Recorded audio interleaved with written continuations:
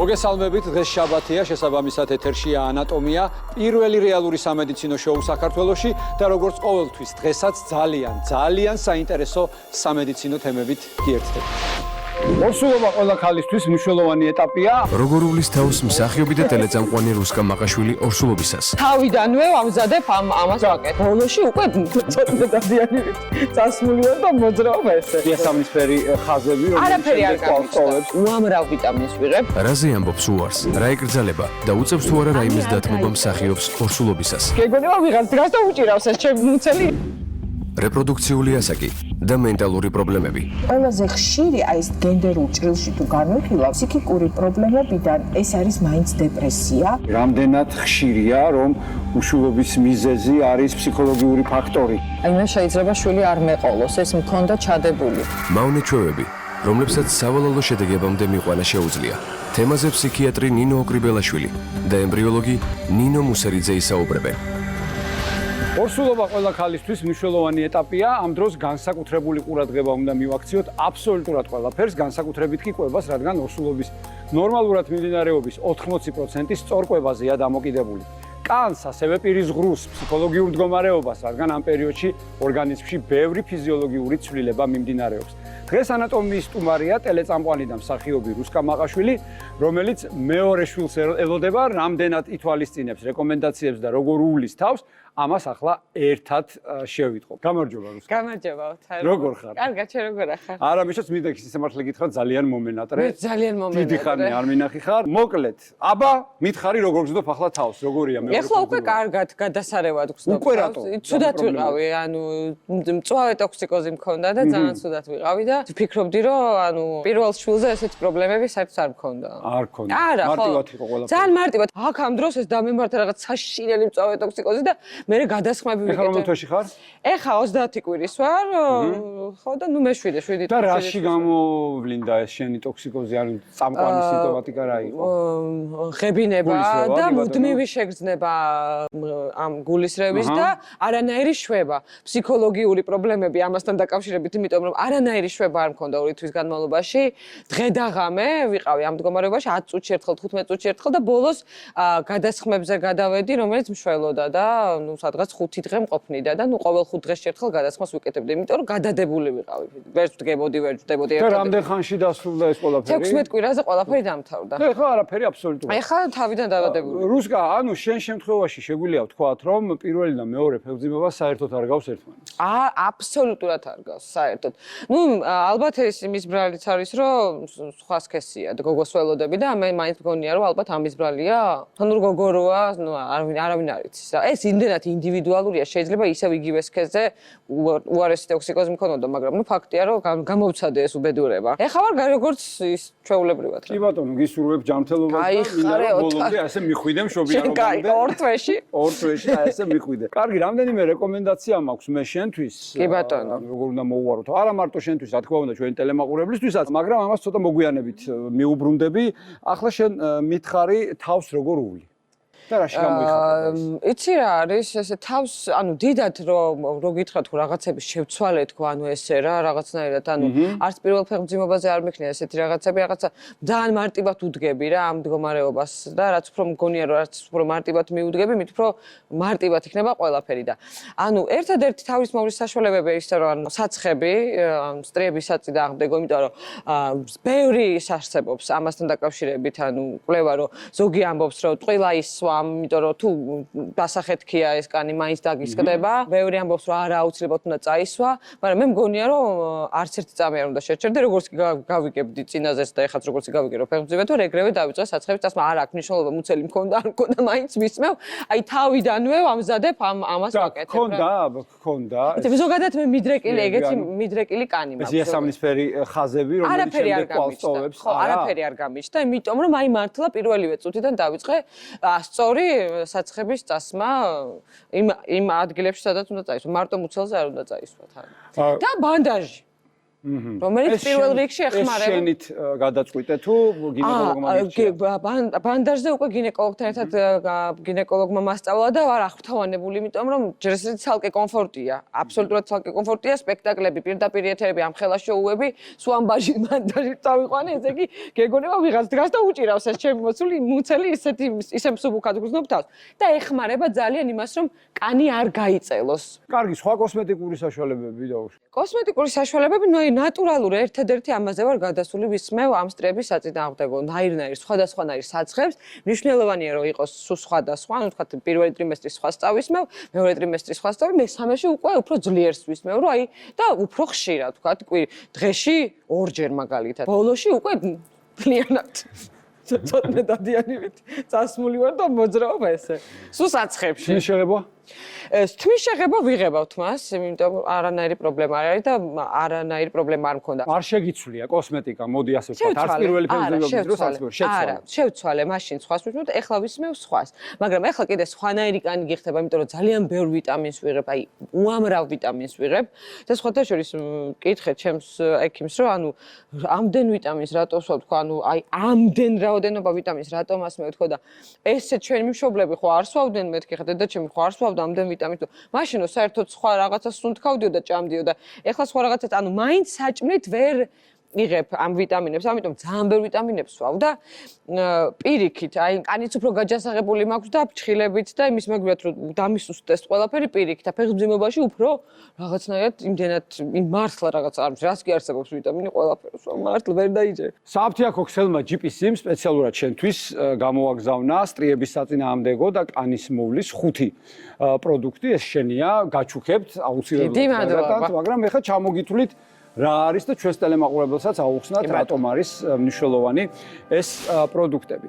მოკლედ, სტრიების ზეთია პირველი, რომელიც ანიჭებს კანს ელასტიურობას და იცავს სტრიების გაჩენისგან, 100%-ით ნატურალური, 4 ზეთისგან შემდგარი ეფექტური კომბინაციაა, ყურძნის წიბწების ზეთი, ნუშის ზეთი, ზეითუნის ზეთი, ზესუმზირის ზეთი, შემადგენელი 4 ზეთი ავსებს ერთმანეთს, რადგან მათ სხვადასხვა სარგებელი მოაქვთ კანისთვის. მაგალითად, ყურძნის წიბწების ზეთი აღადგენს დაზიანებულ ნაწილებს, შეიცავს ვიტამინ E-ს და ვიტამინ A-ს. მათ აქვთ ანტიოქსიდანტის ფუნქცია.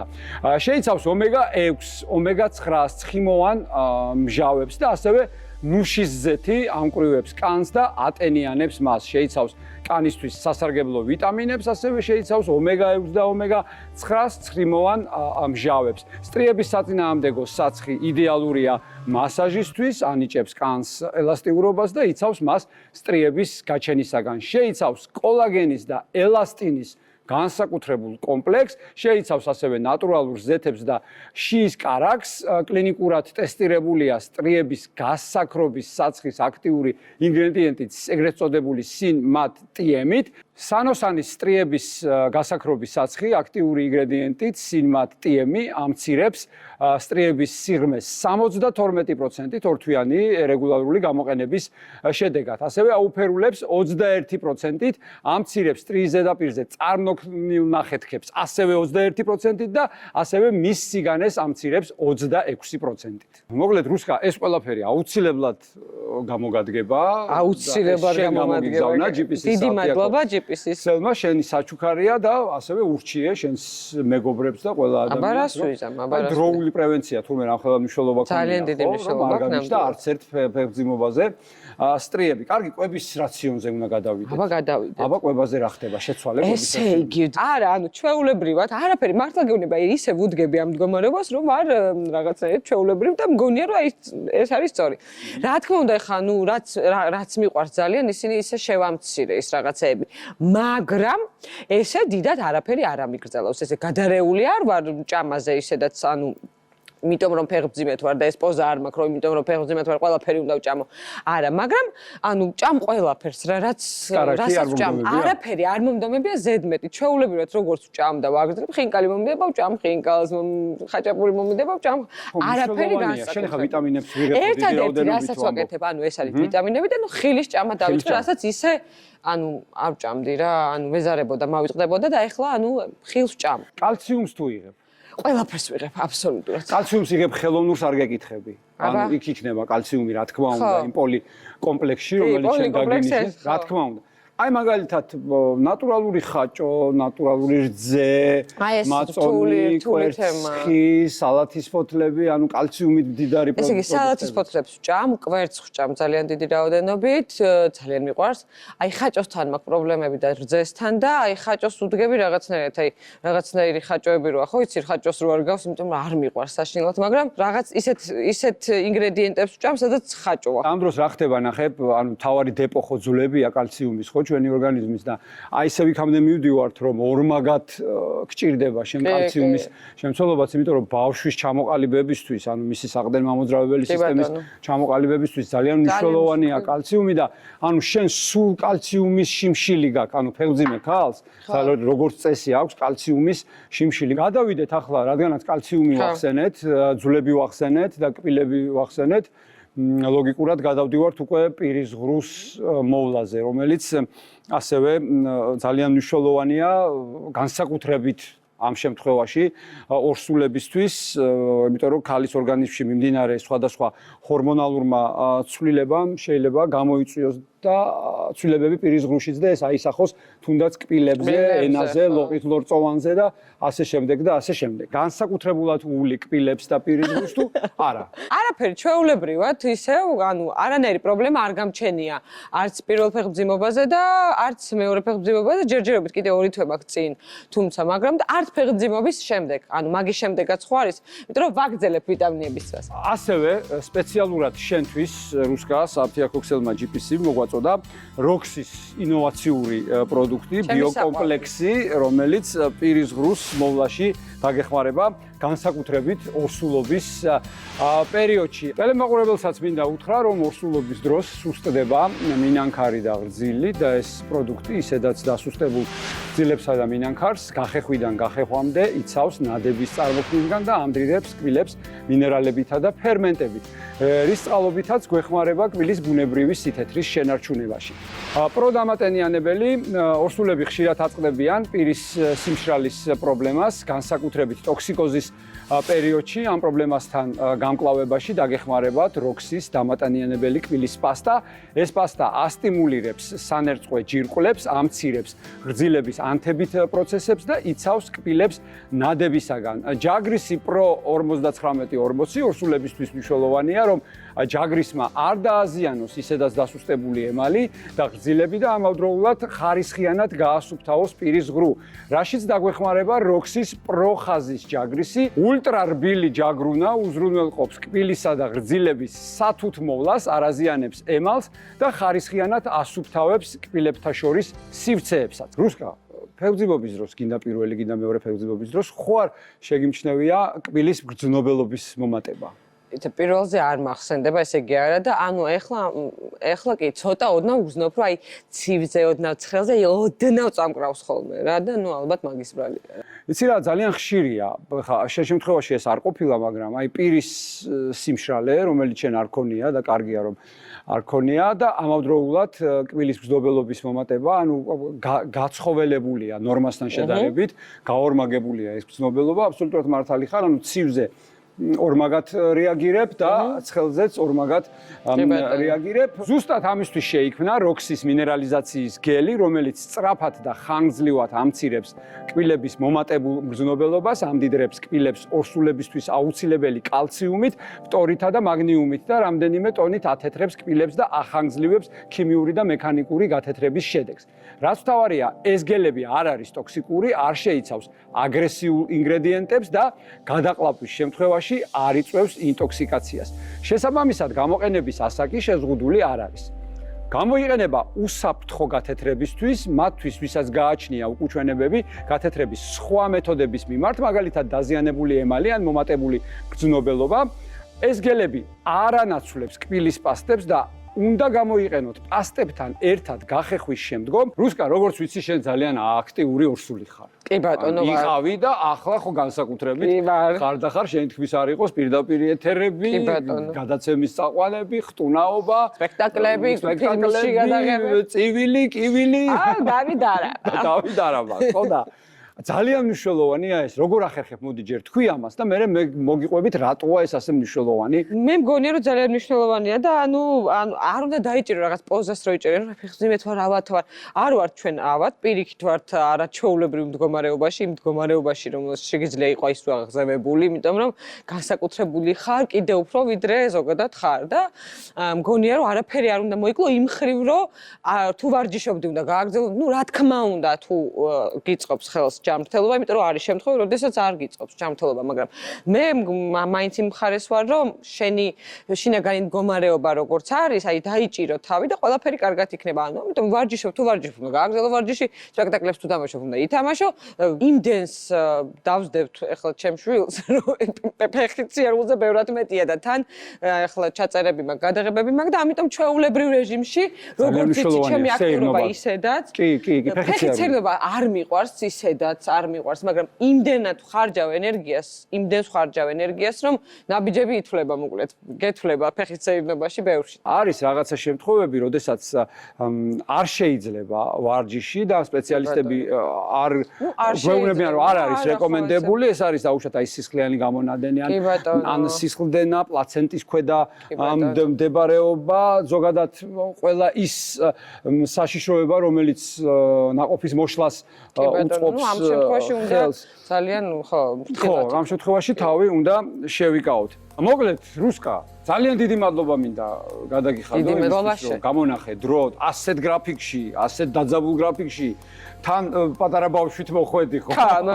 მიყვარს მე ძალიან შენი გადაცემა, მიყვარხარ შენ ძალიან, ჩვენ მეგობრები ვართ და ყოველთვის მოვალ როცა დამიწევ. ძალიან დიდი მადლობა, მართლა ძალიან მომენატრე, ძალიან დიდი ხანი არ მინახი ხარ და რაც თავარია, ხო ხედავ, საჩუქრების გარეშე არ მიშვებ, საფდიაქ ქსელმა GPS-ი შენთვის, აი გამოგვატანა საჩუქრები, რომელიც დიდი მადლობა GPS-ის. რეპროდუქციული მენტალური ჯანმრთელობა მსოფლიოს არაერთ ქვეყანაში დისციპლინად არის გამოყოფილი, როგორც რეპროდუქციული მედიცინის, ასევე ფსიქიატრიული მიმართულების სპეციალისტებისთვის. პრაქტიკა გვიჩვენებს, რომ ძალიან ბევრ შემთხვევაში უშვილობის მიზეზი გამოკვეთილი არ არის და აღმოჩნდება, რომ საქმე მენტალურ ჯანმრთელობასთან გვაქვს. რამდენიმე წლიანი უშვილობა სწორედ ფსიქიატრთან ან ფსიქოლოგთან კონსულტაციის შემდეგ მოგვარებულა. არანაკლებ მნიშვნელოვანია ის მავნე ჩვევები, რაც რეპროდუქციულ ჯანმრთელობას დიდ ზიანს აყენებს. თემებზე სასაუბროთ ფსიქიატრი, ფსიქიკური ჯანმრთელობის და ნარკომანიის პრევენციის ცენტრის გენერალური დირექტორის მოადგილე, ფსიქიატრიული მიმართულებით, თბილისის სახელმწიფო უნივერსიტეტის პრორექტორი პროფესორი ნინო ოკრიბელაშვილი და ჩვენი გადაცემის რეპროდუქციული რუბრიკის მუდმივი სტუმარი და თანაწამყვანი თბილისის სამედიცინო აკადემიის ასოცირებული პროფესორი ნინო მუსერიძე. მოვიწვიეთ, მოგესალმებით, ქალბატონ ნინო. მოგესალმებით. ქალბატონინო, უნდა ჩავიფიქრო ახლა მე რაღაც, ხო, ორ ნინოს შორის აღმოჩნდი. კარგით, ქალბატონინო, თქვენით დავიწყებთ თუნებას დაამთავრთ, რა პრობლემებს გამოყოფთით რეპროდუქციული ასაკის ქალებში? ფსიქიკური ჯანმრთელობის პრობლემა რეპროდუქციულ ასაკში არის სხვადასხვაგვარი და ყველაზე ხშირი აი ეს გენდერულ ჭრილში თუ განვიხილავ, ფსიქიკური პრობლემებიდან ეს არის მაინც დეპრესია, კვებითი დარღვევები და რა თქმა უნდა პოსტპარტუმ ასევე მშობიარობის შემდგომი პერიოდის დარღვევები, რომელსაც დღეს ნაკლებად შევეხებით. და მოდით დავიწყოთ ერთ-ერთი ყველაზე მნიშვნელოვანი პრობლემიდან, ეს არის კვებითი დარღვევა. კვებითი დარღვევა, რომელიც იწყება სწორედაც რომ მოზარდობის ასაკიდან. დაახლოებით 13, 14, 15 წლის ასაკიდან იწყება. სამწუხაროდ ოჯახის წევრები ვერ ხედავენ ამ პრობლემას მანამ, სანამ არ მოხდება მენსტრუალური ციკლის შეწყვეტა. და მხოლოდ მენსტრუალური ციკლის შეწყვეტა არის ერთ-ერთი ნიშანი იმისა, რომ დიახაც ახალგაზრდის ორგანიზმს უჭირს. და რა თქმა უნდა, როდესაც მენსტრუაცია წყდება, მომავალში კვებითი აშლილობა პირდაპირ კორელაცია შეიძლება აღმოჩნდეს უშვილობასთან. თუმცა მარტო ასე მარტივად არ შეიძლება იყოს განხილული ფსიქიკური ჯანმრთელობის პრობლემები რეპროდუქციული ასაკის ქალებში. ამ პერიოდში სავსებით შესაძლებელია გაგვეპაროს დეპრესია, რომელიც თავის მხრივ გახდეს მიზეზი მთელი რიგი არაჯანსაღი ქცევების ჩამოყალიბებისა, რომელიც მეორადად უკვე განაპირობებს ასევე იმ პრობლემას, რაზეც ნინო ცოტა ხანში ისაუბრებს, კერძოდ უშვილობის პრობლემას. ქალბატონ ნინო, აი ხა მინდა ქალბატონ ნინოსთან გადავიდე ლოგიკურად, აი თქვენს პრაქტიკაში რამდენად ხშირია, რომ უშვილობის მიზეზი არის ფსიქოლოგიური ფაქტორი და როგორ სვავთ ამ დიაგნოზს, ან როგორ მიდიხართ აი ამ მომენტამდე. როდესაც რეპროდუქტოლოგიაში, ანუ რეპროდუქციული პრობლემებით მოდის წყვილი, აუცილებლად ხდება ყველანაირი გამოკვლევა, რომელიც როგორც ინსტრუმენტული, ასევე ლაბორატორიული და დგინდება რა მიზეზია უშვილობისა. ძალიან ხშირად მიაკუთვნებენ ხოლმე ამ წყვილებს გაურკვეველი გენეზის უშვილობას, თუმცა ძალიან ხშირად არის ის, რომ ორივე წყვილიდან პრაქტიკულად არანაირი მათი პრობლემა უშვილობის არ უნდა იყოს არც ჰორმონალური დარღვევით, არც მექანიკური ანუ მილების პრობლემა იყოს თუ მამაკაცის უშვილობა. რეალურად ეს არის წყვილი, რომელიც აბსოლუტურად ჯანმრთელია, მაგრამ ძალიან ხშირად ქალბატონებს მით უმეტეს, რომლებსაც აი სწორედ მოზარდობის ასაკიდან აქვთ. აი მე შეიძლება შვილი არ მეყოლოს, ეს მქონდა ჩადებული. ძალიან ხშირად არის ასეთი რამ და ჩვენ მაგალითად დღევანდელ დღეს შედეგები გავაუმჯობესეთ მარტო იმით, რომ გვყავს ფსიქოლოგი, რომელიც ესაუბრება ამ წყვილებს და ეს ძალიან მნიშვნელოვანია, რადგან ძალიან ბევრს პრაქტიკულად მხოლოდ ფსიქოლოგიური პრობლემა აქვს იმისა, რომ შესაძლებელია ორსულობა არ დადგეს, ან იმდენად უნდა რომ ორსულობა დადგეს, რომ პირიქით ეს მისთვის არის სტრესი და რეალურად სულ ფიქრი იმაზე, რომ აუცილებლად უნდა დაორსულდეს, კიდევ ხელს უშლის იმას, რომ ორსულობა მოხდეს. როდესაც ინვიტრო განაყოფიერებას იტარებენ და ორსულად რჩებიან, ისინი თვითონ მეორე და მესამე შვილს აჩენენ ძალიან ხშირად და ეს იმიტომ არა, რომ რაიმე პრობლემა მოიქცეთ. იხსნება ის პრობლემა, რომ მე შვილი უნდა მეყოლოს. შემდეგი შეკითხვა ასეთი იქნება, აი რომელ მავნე ჩვევებს გამოყოფთ, ანუ ყველაზე ხშირად რომელ მავნე ჩვევას შეუძლია რომ იმოქმედოს რეპროდუქციულ ჯანმრთელობაში. რეპროდუქციულ ჯანმრთელობაზე ყველაზე მეტად მაინც მოქმედებს ნარკოტიკული საშუალებების გამოყენება, ალკოჰოლის გამოყენება და მაინც ხაზი მინდა გაუსვა მარიხუანას მოხმარებას, რაც ძალიან გახშირდა რეპროდუქციული ასაკის ქალებში, როგორც ასე ვთქვათ, რეკრეაციული საშუალება, შფოთვის მოხსნის საშუალება, მარიხუანას მოხმარება იწვევს რეპროდუქციული ჯანმრთელობის პრობლემებს. მამაკაცებში 30%-მდე დაახლოებით იკლებს სპერმის აქტივობა, ხოლო ქალებში ოვულაციურ ფაზას ურტყავს და ერთ-ერთი ძირითადი რეკომენდაცია იმ ახალგაზრდებისთვის, ვისაც უნდათ რომ შთამომავლობა დატოვონ და შექმნან ოჯახი, არის ის, რომ თავი შეიკავონ და თავი არიდონ მსგავსი მავნე ჩვევას. მეორე უდიდესი პრობლემა ესაა ალკოჰოლის გამოყენება.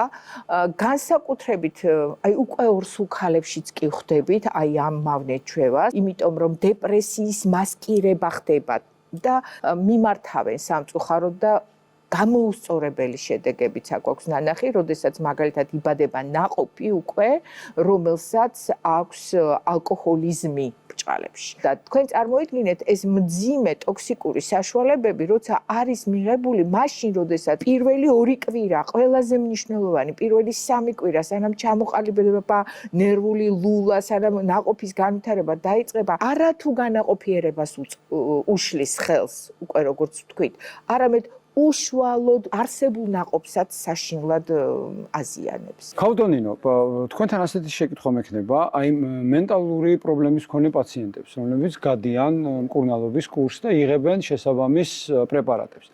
აი ამ პრეპარატების მიღების პარალელურად, თუ შეიძლება რომ ხელოვნური განაყოფიერება შეცვალოთ, ყოფილა ასეთ შემთხვევაში. როდესაც მოდიან პაციენტები ამ პრობლემით, ჩვენ აუცილებლად გავდივართ კონსულტაციას როგორც ფსიქიატრთან, ასევე ფსიქოლოგთან და ჩვენ აუცილებლად გვჭირდება რეკომენდაცია, რამდენად შეგვიძლია ასეთ პაციენტებში ინვიტრო განაყოფიერების ჩატარება. რადგან ძალიან ხშირად არიან ხოლმე იმ პრეპარატებზე, რომლებიც არც ორგანოგენეზისთვის და არც ნაყოფისთვის არის კარგი და არც ამ პრეპარატების სწრაფი მოხსნა არ არის სახარბიელო იმისთვის, რომ ჩვენ მივიღოთ შემდგომში კარგი შედეგი. ჩვენ არ ვაკეთებთ ისეთ პროცედურას, რომელსაც არ სჭირდება სტიმულაცია, არ სჭირდება ჰორმონები, არ სჭირდება ის პრეპარატები, რომლებსაც ხშირად ვიყენებთ ამ შემთხვევაში და აუცილებლად კონსულტაცია ტარდება როგორც ფსიქოლოგთან, ასევე ფსიქიატრთან და მათთან შეთანხმებით ხდება როგორც მოხსნა დაუშვათ ამ პრეპარატების და რომელი რჩება დანიშნულებაში. ის პაციენტები, რომლებიც მაგალითად მარიხუანას გამოიხმარე,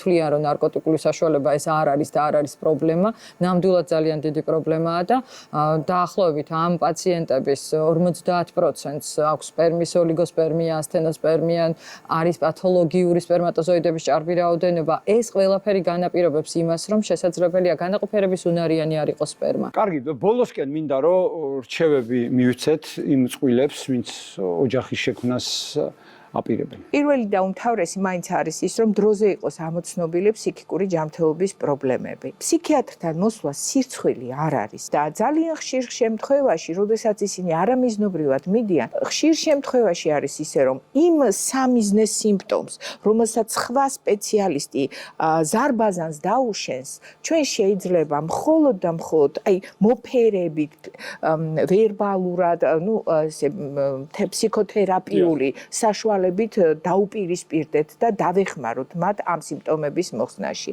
ეს ერთი. ამიტომ, როდესაც დაინახავთ, რომ თქვენს ირგვლივ რაღაც შეიცვალა და ამ რაღაც ცვლილებაში თქვენ გრძნობთ, რომ თქვენც შეიცვალეთ, კერძოდ წამოვიდა გამღიზიანებლობა, უძილობა, შიშები, დისკომფორტი საკუთარი სხეულის მიმართ, დისკომფორტი იმის მიმართ, რომ ისეთი არ ახართ, როგორც იყავით. ჯობს სპეციალისტისგან აიღოთ ინფორმაცია, ანუ ფსიქიკური ჯანმრთელობის სპეციალისტისგან აიღოთ კონსულტაცია და სწორად წარმართოთ თქვენი ხვალინდელი დღე და ეს არის ყველაზე მნიშვნელოვანი, რაც შეიძლება ვურჩიო ახალგაზრდებს. და თქვენგან რჩევა.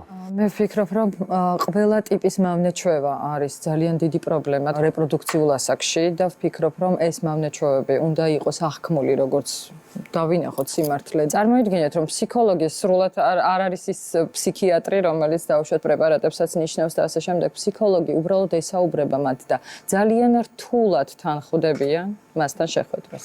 ძალიან დიდი მადლობა სტუმრობისთვის, დიდი მადლობა რჩევებისთვის, თქვენი პასუხებისთვის. მე ჩვენს ტელემაყურებელს შევახსენებ, რომ სამედიცინო აკადემიის ასოცირებული პროფესორი ნინო მუსერიძე და თბილისის სახელმწიფო უნივერსიტეტის პრორექტორი პროფესორი ნინო ოკრიბელაშვილი იყვნენ დღეს ჩვენი სტუმრები და ახლა მინდა რომ ერთად ვნახოთ ჩვენი სიუჟეტი და გავიცნოთ გმირი, რომელმაც მოიგوارა თავის ფსიქოლოგიური პრობლემები და ამან მას ცხოვრებაში ძალიან დიდი გარდატეხა და სიახლე მოუტანა. გთხოვთ.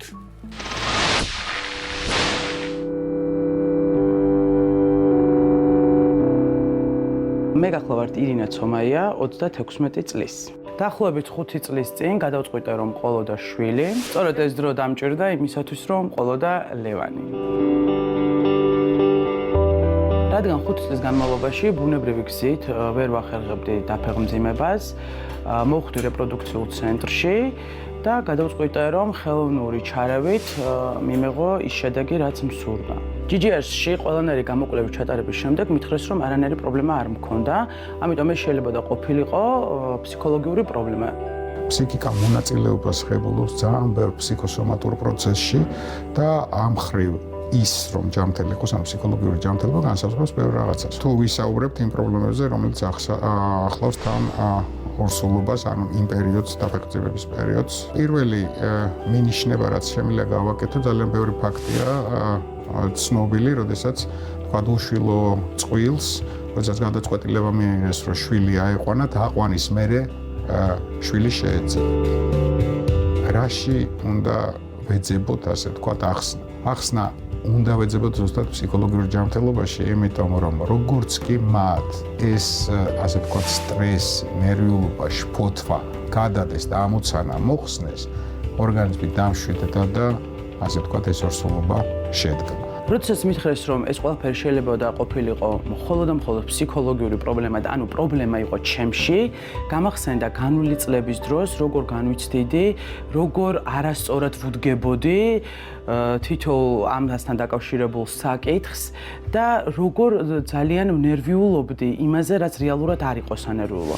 შემიძლია ვთქვა, რომ 90%-ით შეიცვალა ჩემი მდგომარეობა. ჩემს განვლილ ამ 5 წელიწადს დეტალურად გადავავლე თვალი და მივხვდი, რომ რამდენი არასწორი განცდა მქონდა ყველა ქალი დამეთანხმება თვეში ერთხელ, თუნდაც იმ მოლოდინებით, რაც შეიძლება საერთოდ არასწორი იყო, მაგრამ მე მაინც რაღაცები მეჩვენებოდა, ვფიქრობდი, რომ აი ეხლა რადგან მომშივდა რაღაცა ვიგრძენი, თქვა რაღაცა სურნელი ვიგრძენი და ასე შემდეგ და ყოველთვის ეს მთავრდებოდა, იყო ცრუ ფიქრები ჩემი, რა თქმა უნდა და შემდეგ ამის ეს რადგან ცრუ იყო, შემდეგ იმედგაცრუება იყო ძალიან დიდი და ეს კიდე უფრო მეტად მძაბავდა და მსტრესავდა და რა თქმა უნდა იწვევდა ჩემში ძალიან ცუდ გრძნობებს, რაც აფერხებდა ჩემს შვილოსნობას მინდა გითხრათ.